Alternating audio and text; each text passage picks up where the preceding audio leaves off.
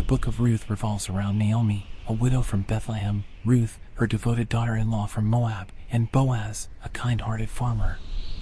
Ultimately, Ruth and Boaz's union results in the birth of Obed, who becomes the grandfather of King David and an ancestor of Jesus Christ.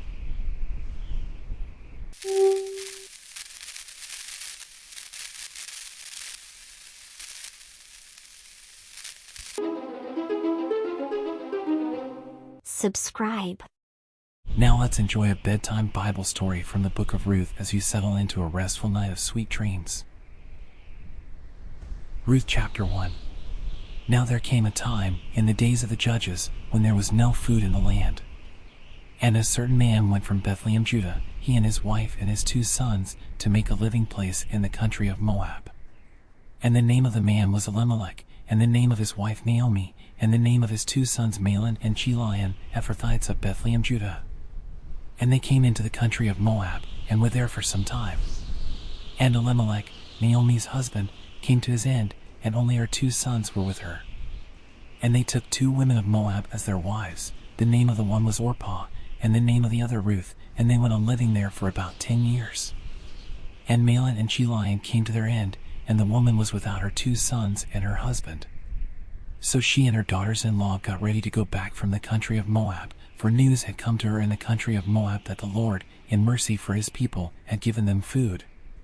And she went out of the place where she was, and her 2 daughters-in-law with her, and they went on their way to go back to the land of Judah.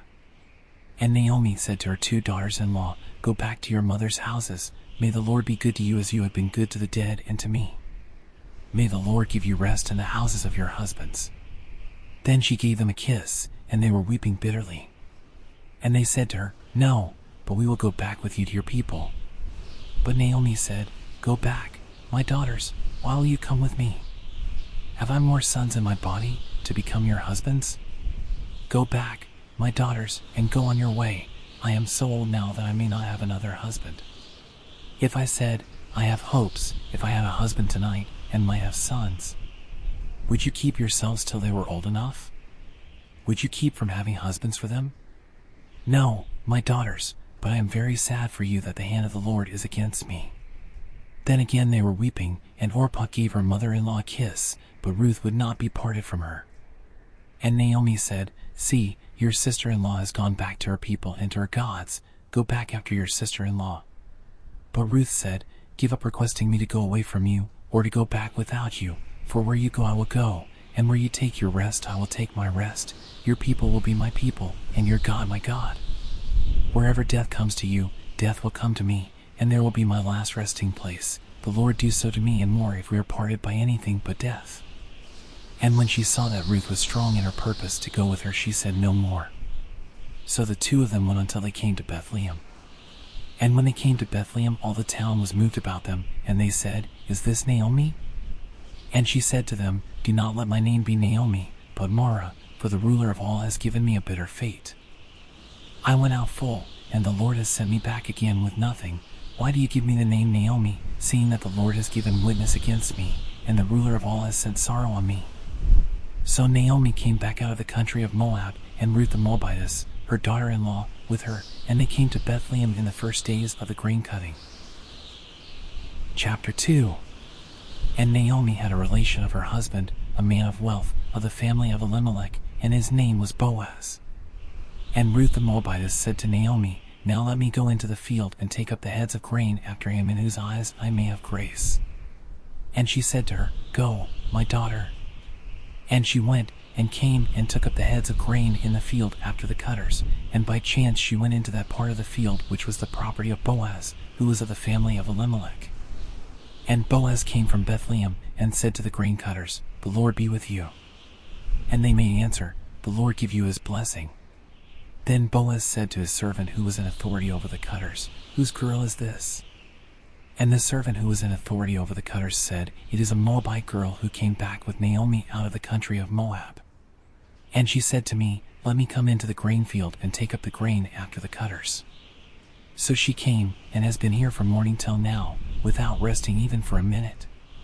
Then said Boaz to Ruth, "Give ear to me, my daughter. Do not go to take up the grain in another field, or go away from here, but keep here by my young women.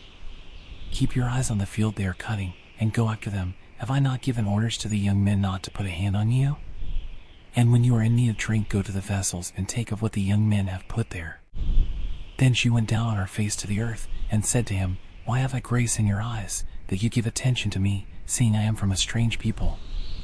And Boaz answering said to her, "I have had news of everything you have done for your mother-in-law after the death of your husband, how you went away from your father and mother and the land of your birth, and came to a people who are strange to you.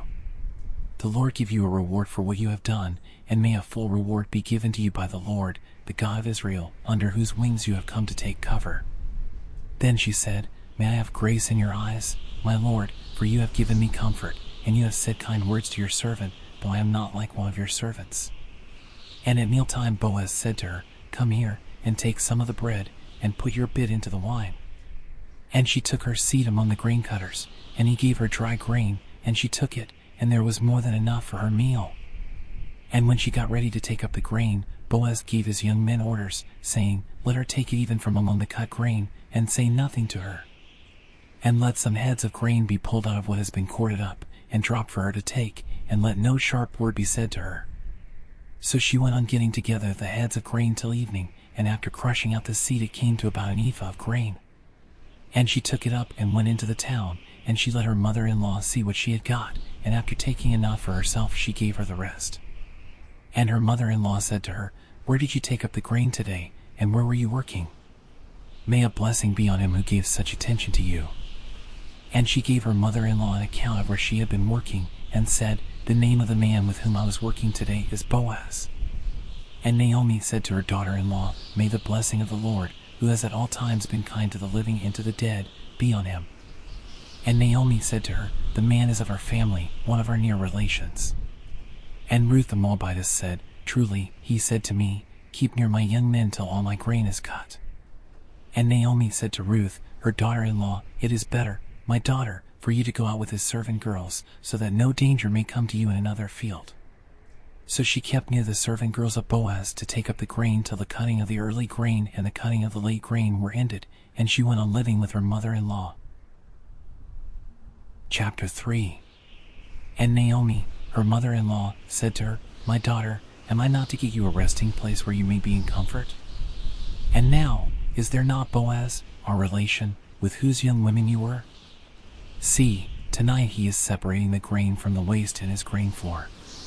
So take a bath, and, after rubbing your body with sweet oil, put on your best robe, and go down to the grain floor, but do not let him see you till he has come to the end of his meal. But see to it, when he goes to rest, that you take note of the place where he is sleeping, and go in there, and, uncovering his feet, take your place by him, and he will say what you are to do." And she said, "I will do all you say." So she went down to the grain floor and did all her mother-in-law had said to her. Now when Boaz had taken meat and drink, and his heart was glad, he went to take his rest at the end of the mass of grain. Then she came softly and, uncovering his feet, went to rest. Now in the middle of the night, the man awaking from his sleep in fear, and lifting himself up, saw a woman stretched at his feet.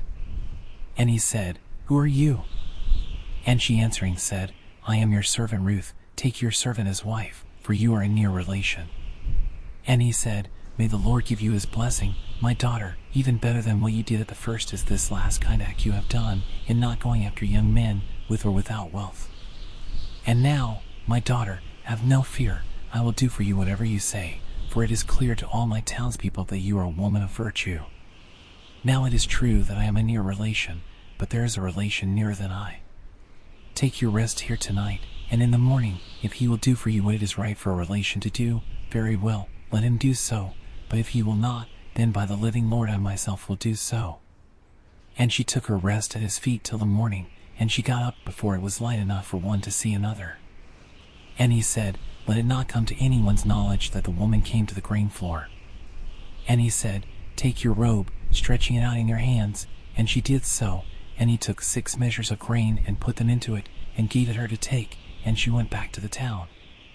And when she came back, her mother-in-law said to her, "How did it go with you, my daughter?" And she gave her an account of all the man had done to her. And she said, "He gave me these 6 measures of grain, saying, 'Do not go back to your mother-in-law with nothing in your hands.' Then she said, 'Do nothing now, my daughter, till you see what will come of this, for the man will take no rest till he has put this thing through. Chapter 4. And Boaz went up to the public place of the town, and took his seat there, and the near relation of whom he had been talking came by, and Boaz, crying out to him by name, said, Come and be seated here. And he came and was seated. Then he got 10 of the responsible men of the town, and said, Be seated here.